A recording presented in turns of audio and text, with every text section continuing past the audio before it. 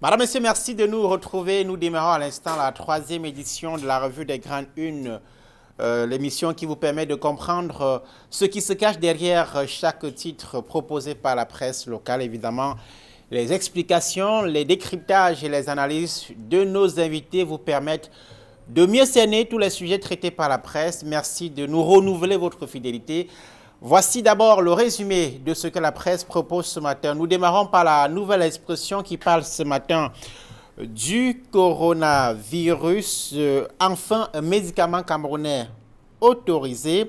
Mieux vaut tard que jamais, écrit le journal. Le ministre de la Santé publique a finalement permis que l'un des produits de la pharmacopée camerounaise, parmi de multiples autres, soit mis à la disposition du public pour mener la riposte contre le coronavirus, c'est-à-dire à la page 5, 6 et 7 du journal La Nouvelle Expression. Ce produit, c'est bien le Corocure, mis au point par le docteur Yanini Eloge, qui est ainsi relié dans le journal ce matin, en rappelant cette correspondance adressée par l'auteur de cette solution locale, par le ministre de la Santé publique, c'est-à-dire dans les colonnes de La Nouvelle Expression dans sa parution de ce matin. En aurait de une de La Nouvelle Expression fait qu'à faute des textes plébiscités, malgré les débats préliminaires houleux, l'adoption a plutôt été aisée. Le sous-préfet de Yaoundé 2, tout honte-bu, s'explique sur son rétropédalage, c'est-à-dire des pages 2 à 3 de La Nouvelle Expression, parution de ce matin. Juin 2021, près de 70 citoyens tués. Ces chiffres ont été révélés par Stand Up for Cameroun, une plateforme de défense des droits de l'homme coordonnée par l'ONG Un Monde à Venir. L'article est à retrouver en page 4 de La Nouvelle Expression. Le Messager est en kiosque ce mercredi avec à sa une Motazé et les eurobonds. Le négociateur, s'exclame Le Messager.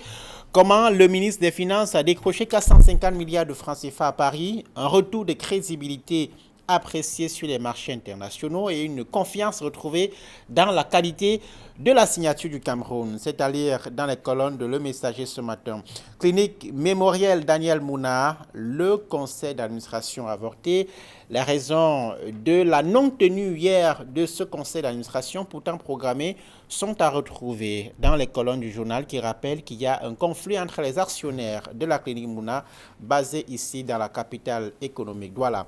Vous retrouvez en kiosque ce matin le tri-hebdomadaire L'Œil du Sahel qui a à sa une ce matin, intronisation Chiroma, petit prince de Garoua. Le journal revient sur la cérémonie qui a vu arriver comme notable du Lamida de Garoua le ministre de l'Emploi et de la Formation professionnelle Issa Chiroma Bakari. C'était en fin de semaine dernière et c'est à lire dans les colonnes ce matin de L'Œil du Sahel qui parle également de Marois, la flambée des prix des moutons dans les marchés. Reportage du journal en page 3 de sa parution de ce matin. En kiosque également ce matin, le quotidien privé Mutation. Mutation a sa une ce mercredi, sextape vidéo pornographique mise à nu. Le journal enquête sur un phénomène qui tend à se généraliser et vous propose ce matin une enquête dans ses colonnes des pages 4 à 5 de son édition de ce matin.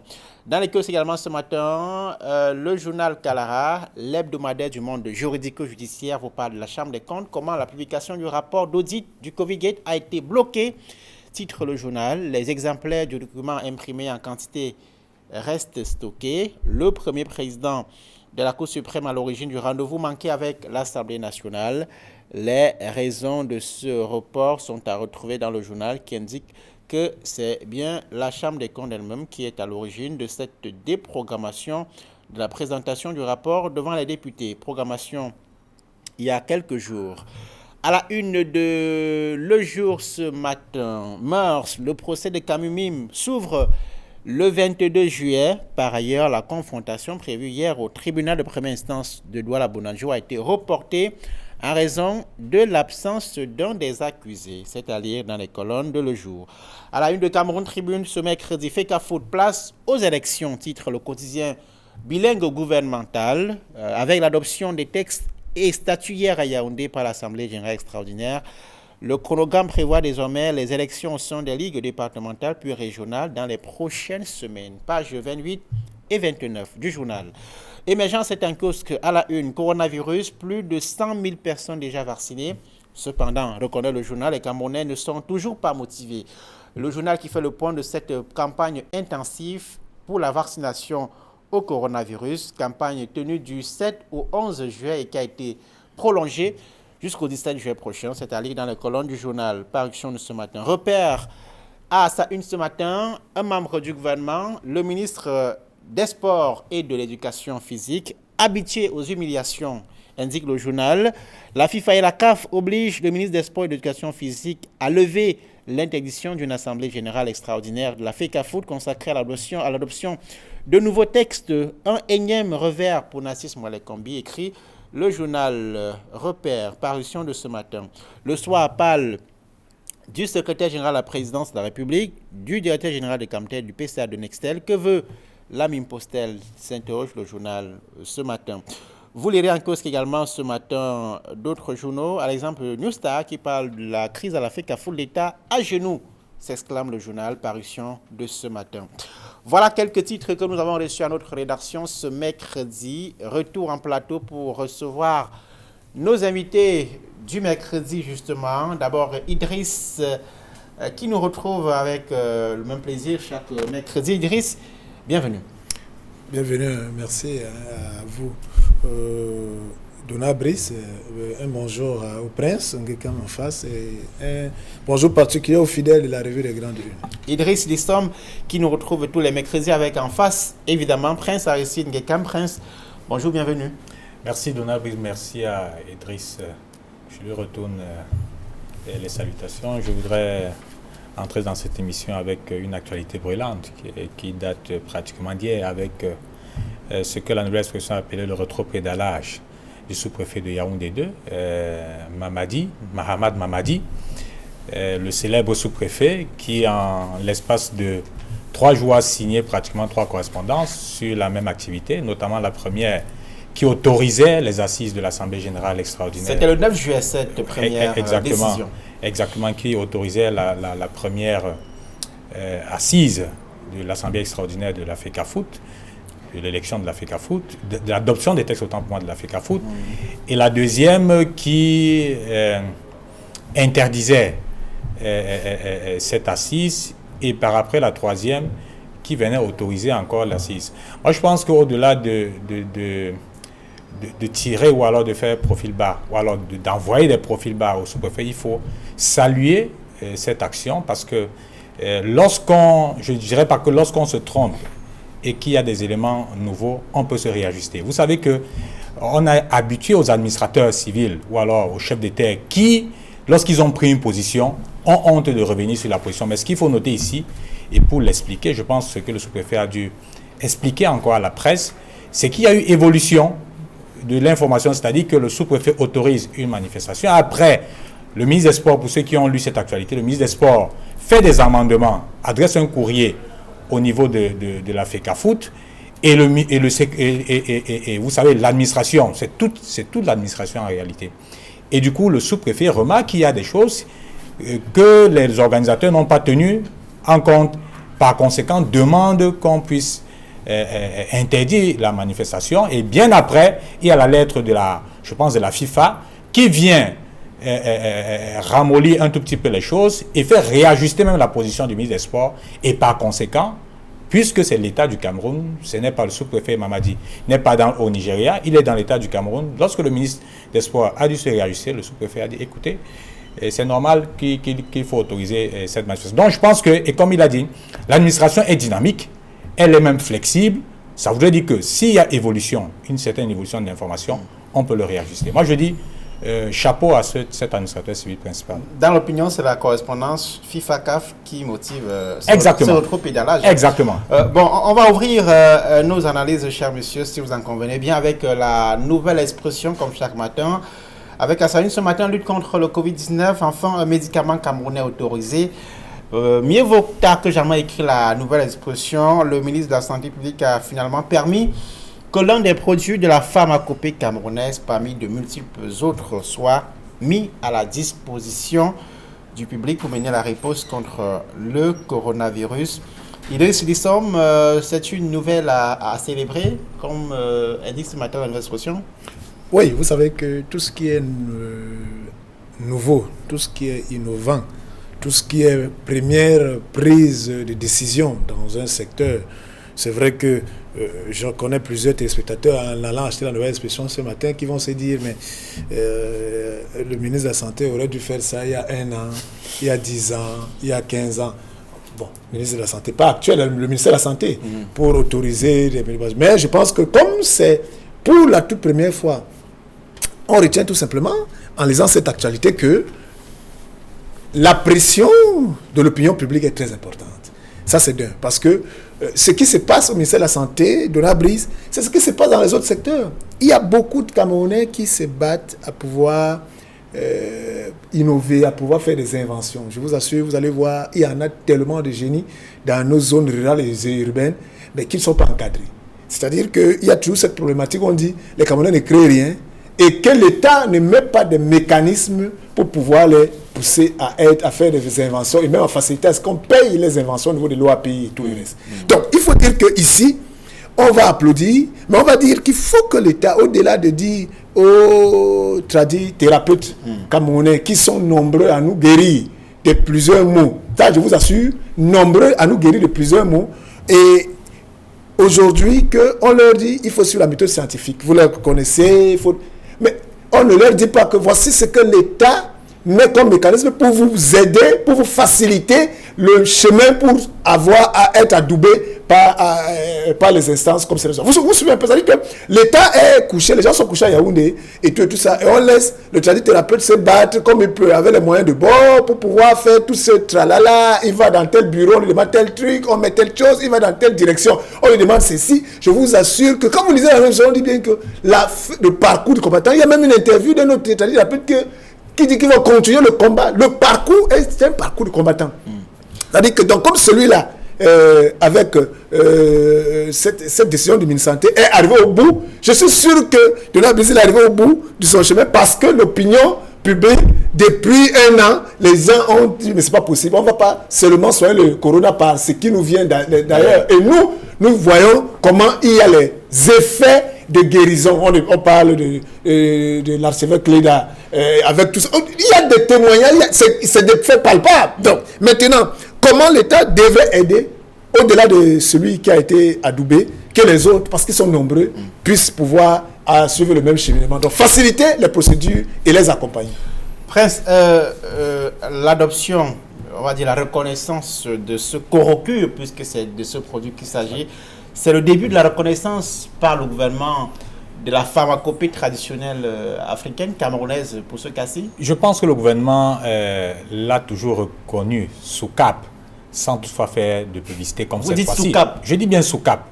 Sous cap parce que, je peux vous le confirmer, le gouvernement l'a reconnu en premier lorsqu'on a créé une direction de la médecine traditionnelle. Ça, c'était la première reconnaissance. Le ministère de la Santé publique. Le ministère de la Santé publique. La deuxième reconnaissance, c'est que le ministre de la Santé, quoi qu'on dise, a reçu plusieurs fois tous ces tradithérapeutes pendant le Covid. Ce n'était pas trop médiatisé.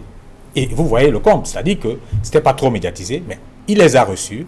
Chaque tradithérapeute qui venait expliquer son produit, mais il les orientait au niveau de la Commission nationale des médicaments. Et donc, de ce côté-là, tous les tradithérapeutes qui, avec je ne veux pas dire potion, qui avec un médicament pour soigner le Covid, allaient l'expliquer à cette commission-là, et on faisait les différents textes pour arriver à ça. Donc, ce qu'il faut rappeler, c'est que dans ce processus, ils sont nombreux, les tradithérapeutes qui ont déposé des médicaments là-bas, des échantillons là-bas. On a fait des sélections. Je l'ai rappelé ici, je pense que ça faisait 1 mois, qu'ils étaient 5, notamment le docteur Eloge Yannini, ils étaient 5. Et je peux vous rappeler que je pense aujourd'hui, voire demain, vous aurez encore d'autres qu'on va adouber. Donc, je suis très content pour ce médecin, parce que c'est d'abord un médecin. Oui, c'est d'abord un médecin qui est cardiologue, qui a une formation sanitaire au niveau de Yaoundé. Beaucoup ne le savent pas.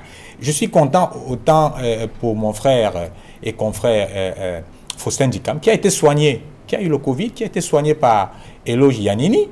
Je vous parle des affaires de l'année dernière, qui a été soigné par lui. Et ils sont nombreux comme ça. Je vous parlerai encore du docteur Modibo, qui a la solution Soudikov Plus, qui a été dans la shortlist des 5 retenus par le ministère de la Santé, et donc les produits ne tarderont pas à être certifiés par le ministère de la Santé. Donc je dis, c'est une reconnaissance qu'il faut saluer, qu'il faut pratiquement même fêter.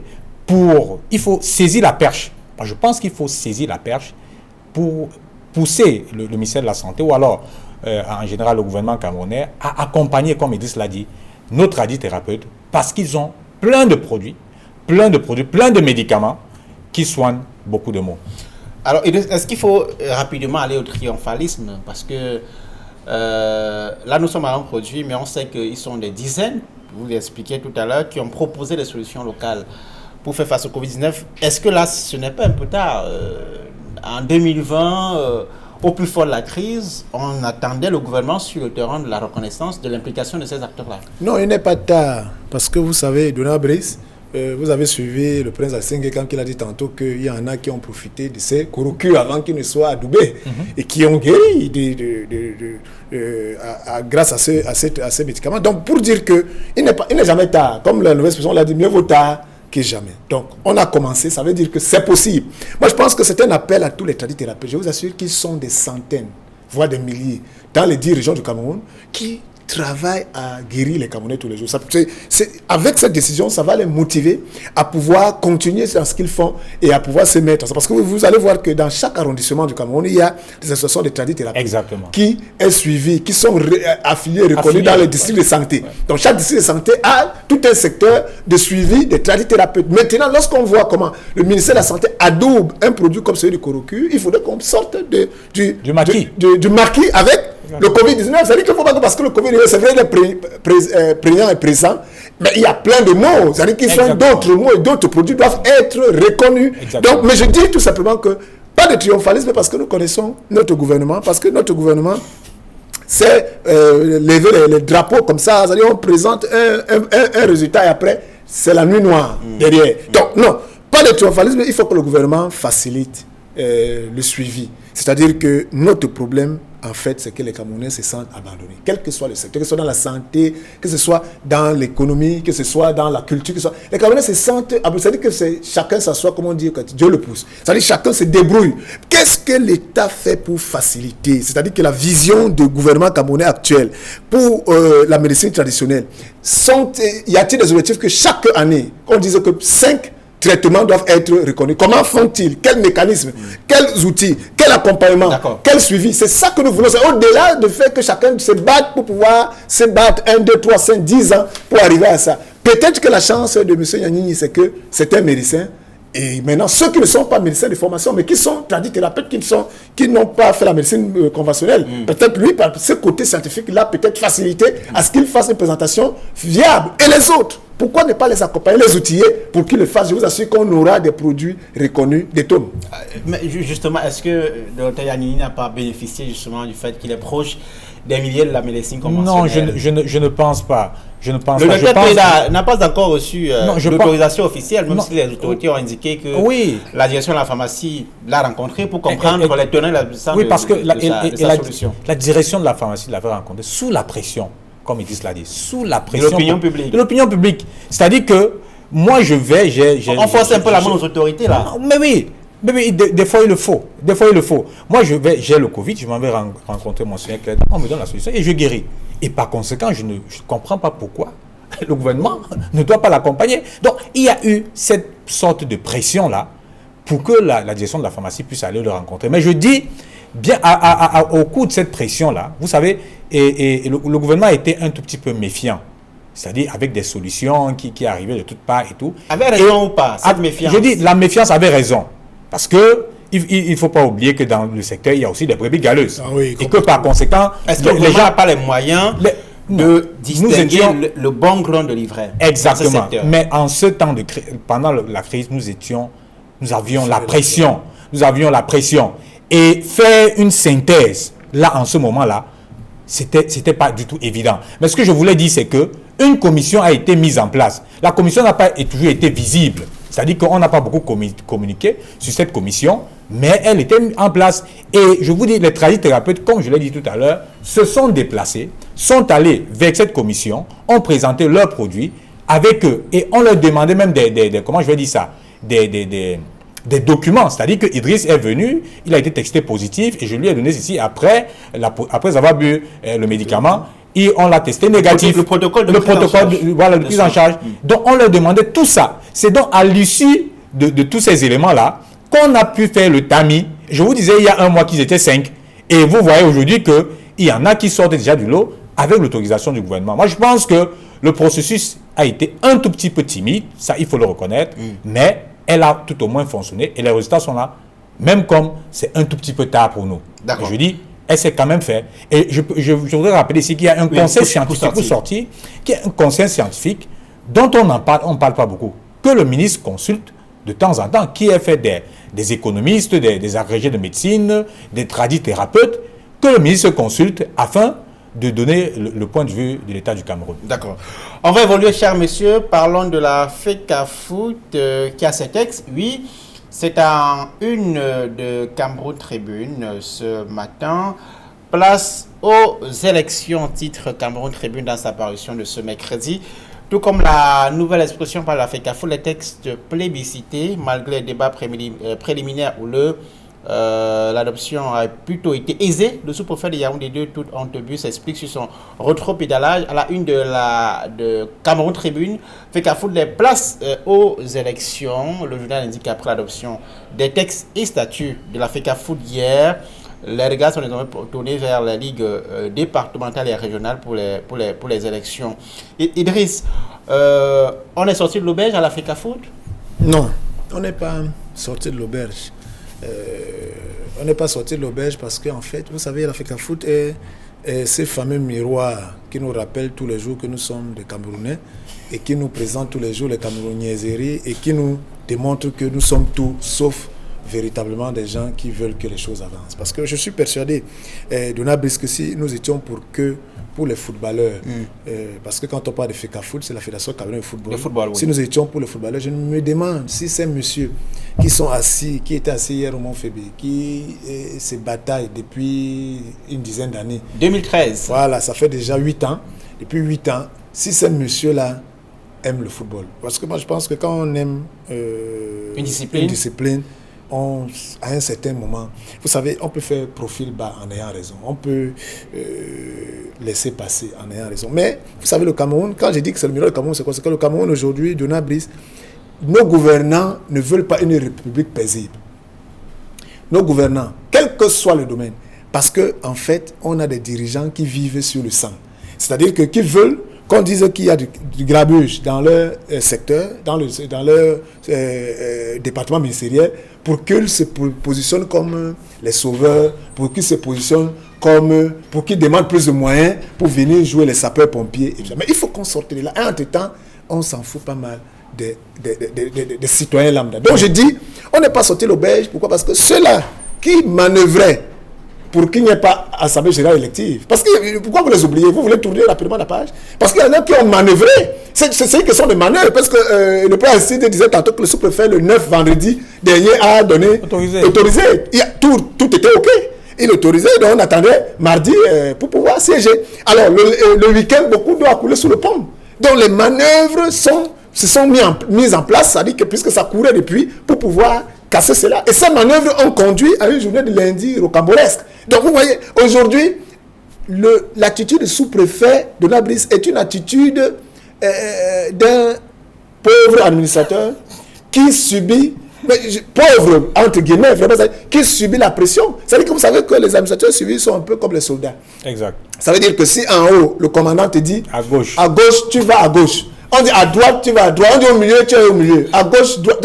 Ça, c'est pour ça que je vous dis que nous sommes dans un pays de sorciers. Très bien. Et des gens qui sont prêts à tout pour pouvoir nous humilier. Maintenant que la pression de la FIFA-CAF est venue, le seul tandem, et on a eu l'AGE, le Cameroun Tribune dit place aux élections. Le processus va continuer. Mais est-ce que ceux-là qui ont manœuvré pour que nous puissions, pour qu'il n'y ait pas cet âge, vont baisser les bras et laisser tomber. Est-ce que ceux qui vivent sur le dos, sur le sang de conflit à la FECAFOOT, vont laisser tomber que finalement tout revient dans la paix et que tout marche sur le nom pour que le footballeur retrouve son cadre d'expression? Moi, je m'interroge, tel que je connais les Camerounais de Yaoundé, je pense que ce n'est pas le cas.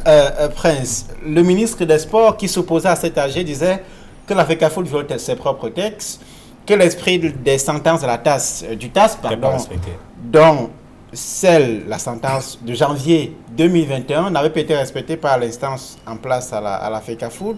Est-ce qu'on n'est pas parti pour un autre procès devant le tribunal administratif du sport de Lausanne? Je pense peut-être pour les acteurs, c'est-à-dire les présidents de clubs et les membres de cette assemblée générale.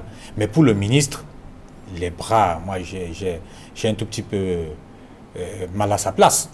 C'est-à-dire que pour le juriste, moi les combis par ailleurs ministre des Sports, a cru bon d'interpréter la décision de la TAS.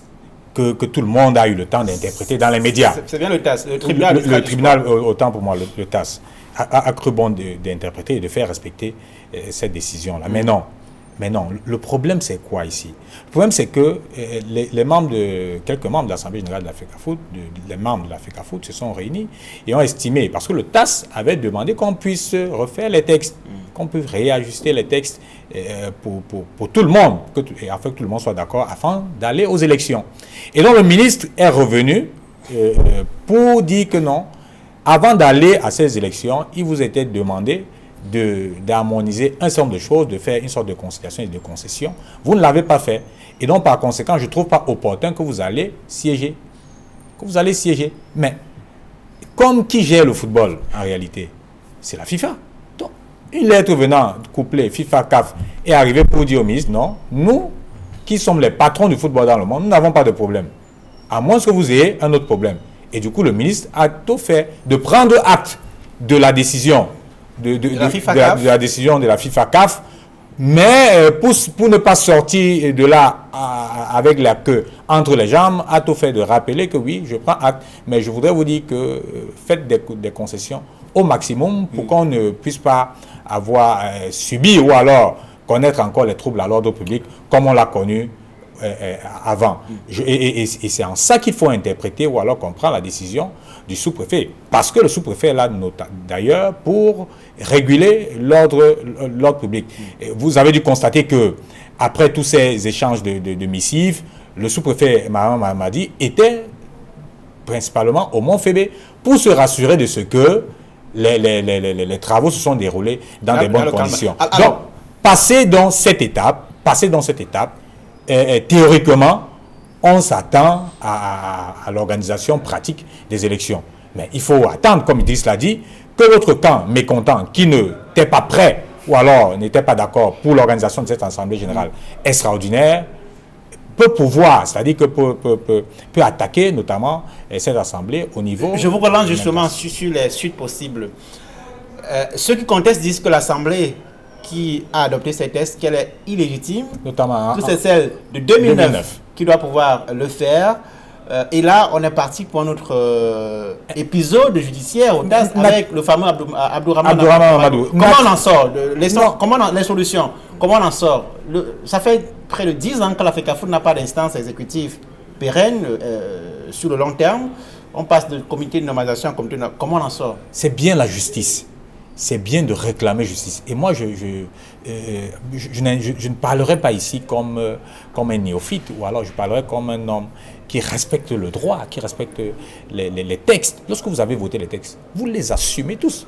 Vous les assumez tous. Donc, Abdourahmane, ou alors le camp Abdourahmane et les autres sont dans leur droit s'ils estiment qu'ils ne sont pas satisfaits et que les moyens de recours au niveau du tribunal existent.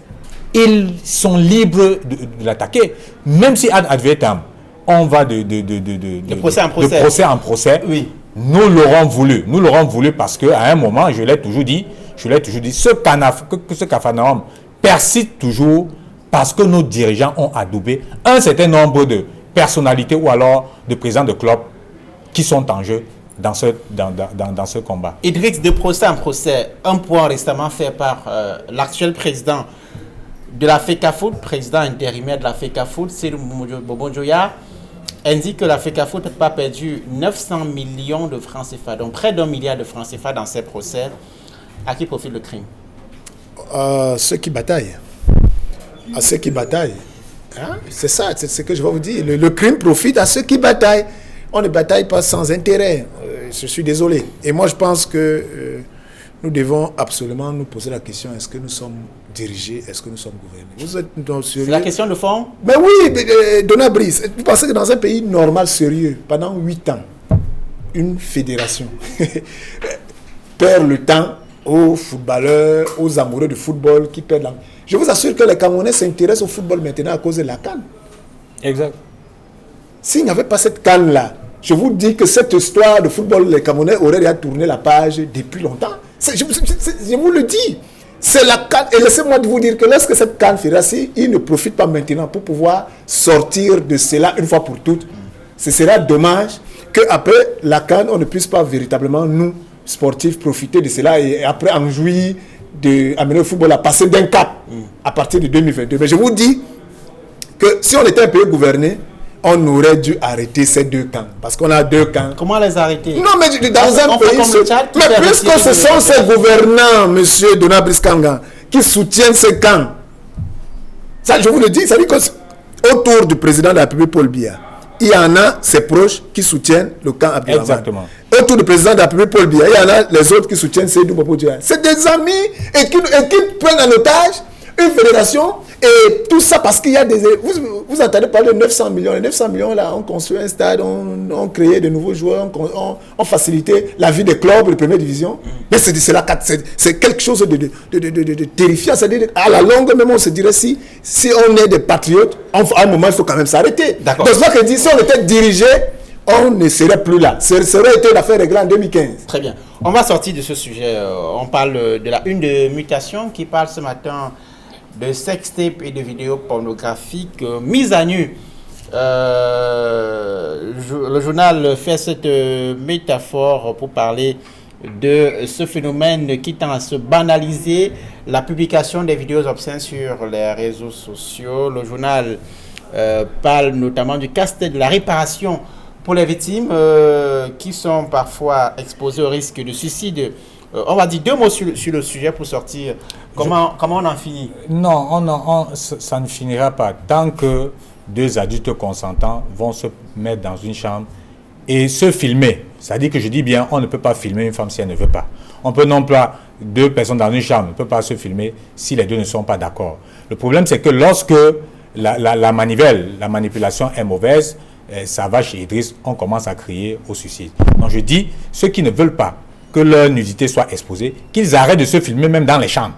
Qu'ils arrêtent de se filmer dans les chambres. La deuxième chose, ce qui doit être condamné, c'est le fait d'arrêter soit un bandit, soit une dame qui a volé comme celle-là, et de la filmer et de balancer sur les réseaux sociaux. Là, c'est ce qui n'est pas bien. Mais je dis, quand 2 personnes, amoureux, entre guillemets, ou je ne sais pas quoi, ou mariés, prennent la liberté de se filmer et leurs ébats sexuels, et après ça se retrouve sur les réseaux sociaux, tant pis pour eux. Tant pis pour eux parce que la seule solution, c'est de ne pas se filmer. Rien n'interdit de se filmer pendant des moments intimes, non?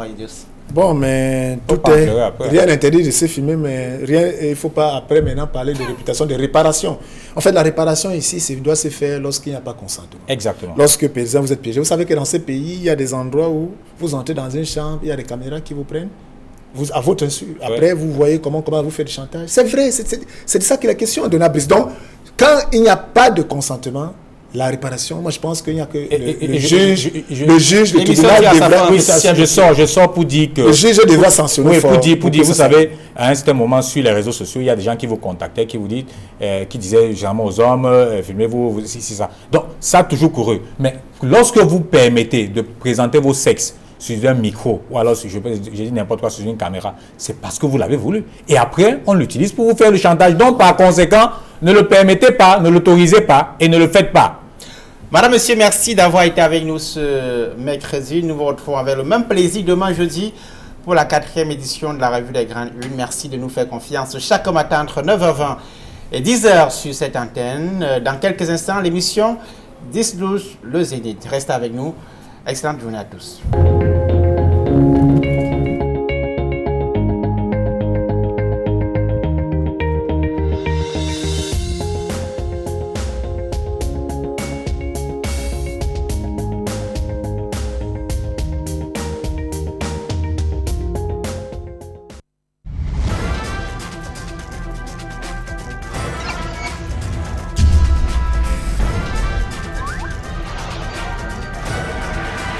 Equinox Télévision, au-delà de l'image, nous rendons compte